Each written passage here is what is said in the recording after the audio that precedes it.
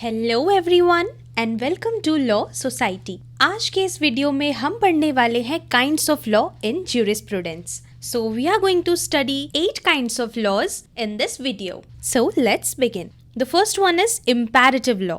So imperative law means a precept or rule of action imposed upon men by some authority which enforces obedience to it. यानी कि imperative law एक तरह का principle है या फिर आप कह सकते हो rule of action है जिसे एक अथॉरिटी एनफोर्स करती है और जिसके ऊपर एनफोर्स करती है उसे उस रूल को मानना होगा. Okay, he have to obey that law. The second one is physical और साइंटिफिक लॉ. सो फिजिकल और scientific laws are expressions of the uniformities of nature or uniformity in the conduct of living beings or lifeless things. For example, the law of motion, gravitation and of chemical reactions. So, ये एक ऐसा law है जो हमारे natural world को govern करता है. और ये जो फिजिकल लॉज है it is basically based on the observation, experiment and evidences. Okay, और इन लॉज को यूज करके हम प्रिडिक्ट कर सकते हैं नेचुरल फिनोमिनन, जैसे कि लॉ ऑफ ग्रेविटी हो गया, लॉ ऑफ मोशन हो गया एंड सो ऑन. ओके, और इसका सबसे बेस्ट एग्जांपल अगर मैं बोलूँ तो लॉ ऑफ टॉर्ट है, क्योंकि law of tort personal injury और प्रॉपर्टी डैमेज से रिलेटेड होता है. So it's kind of a physical law. Okay, so the third one is natural और मोरल लॉ, और इस लॉ को हम डिवाइन लॉ के नाम से भी जानते हैं. और ये क्या होता है? It is the law of reason, the unwritten law, the universal law, the common law and the eternal law. According to Salmon, by natural law or moral law is meant the principles of natural right and wrong. Okay, so जो natural या फिर जो moral law है वो basically कहीं पे लिखा हुआ नहीं होता है. वो होते हैं नॉर्म्स जो हम पे ऑटोमेटिकली अप्लाई होते हैं as we human beings are social animals. Okay, see for example मान लीजिए किसी की डेथ हो गई है और आप उसके फ्यूनरल में गए हो. Okay, so you are suppose to behave there sad, ठीक है, बट ये कहीं पे लिखा हुआ नहीं है कि आपको किसी के फ्यूनरल में जाकर सैड ही बिहेव करना है. बट आपको खुद से ये पता होता है कि राइट क्या होता है एंड रॉन्ग क्या होता है. So this is called natural or moral law. Okay. The next one is conventional law. So conventional law must have an agreement between two parties and not the force or coercion of a superior. Okay, so ये कहा गया है कि जो conventional law होते हैं it is the outcome of the agreement between the parties. Okay. Thus, the name given to a body of rules agreed to be followed by some parties in order to regulate their conduct towards one another. These are laws because they ensure uniformity of conduct.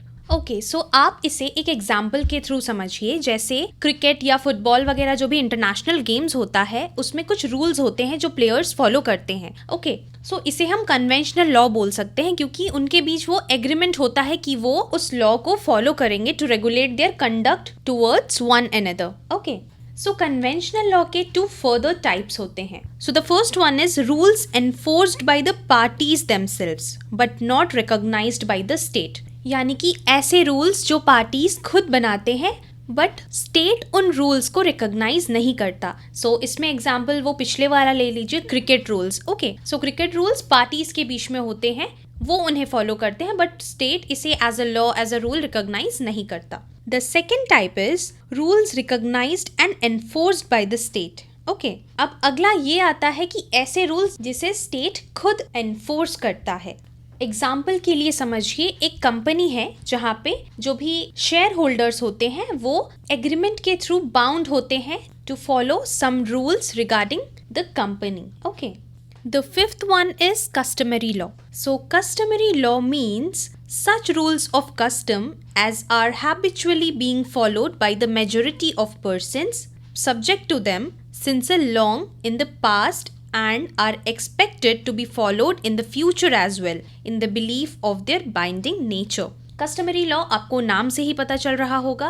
ऐसे rules जो काफी पुराने समय से majority of the people as a custom follow करते हुए आ रही है ओके सो इससे क्या होता है, वो जो रूल्स होते हैं उनका नेचर बाइंडिंग हो जाता है, मतलब हमारे पूर्वज जो फॉलो करते थे वो जैसे हम भी फॉलो करते हैं, हमारे नेक्स्ट जनरेशन भी उसे फॉलो करेंगे, सो ये हम पे बाइंडिंग हो जाता है कहीं ना कहीं। ओके बट मान लीजिए ऐसे कस्टम्स हैं जो रीजनेबल नहीं है, मीन्स वो किसी के राइट को वायोलेट कर रहे हैं या फिर गलत हैं, सो उस केस में क्या होगा। यानी कहने का मतलब ये है कि हर एक कस्टम जो बहुत पहले से मेजॉरिटी ऑफ पीपल फॉलो करती आ रही है, जरूरी नहीं है कि उसे हम लॉ कहें। फॉर एग्जाम्पल सी, वो जो सती प्रथा होती थी वो भी एक कस्टम था, बट वो किसी के लाइफ को एक्सप्लॉइट कर रहा था, सो उसे अब हम as a law as a rule follow नहीं करते। सो इसलिए ये इम्पोर्टेंट है कि जो भी कस्टम है उसे कस्टमरी लॉ बनने के लिए कुछ एसेंशियल एलिमेंट्स की जरूरत होती है, जैसे कि reasonableness, it should be reasonable. Okay और वो रूल्स किसी पर्टिकुलर कम्युनिटी या फिर किसी पर्टिकुलर पर्सन्स के राइट्स को वायोलेट ना करे और उन्हें किसी भी तरीके से हानि ना पहुंचाए। The next one is technical law. सो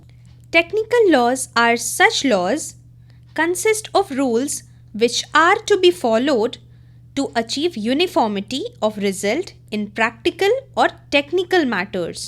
यानी कि ऐसे रूल्स जिन्हें फॉलो करना बहुत जरूरी है to achieve a positive result in technical या फिर practical matters. See for example law of health, the laws of architecture और मैन्युफैक्चर, जो इंडस्ट्रीज एंड फैक्ट्रीज फॉलो करते हैं during their manufacturing process.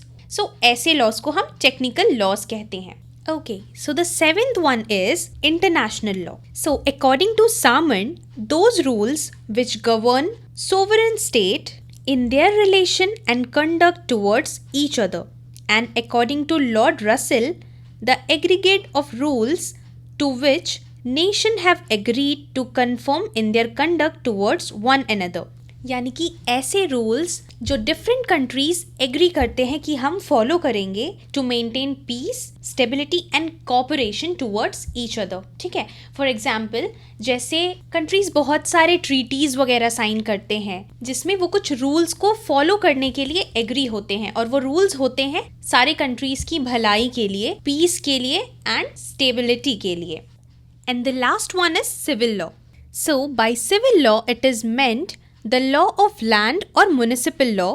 It is the entire law that applies to the citizens of a state.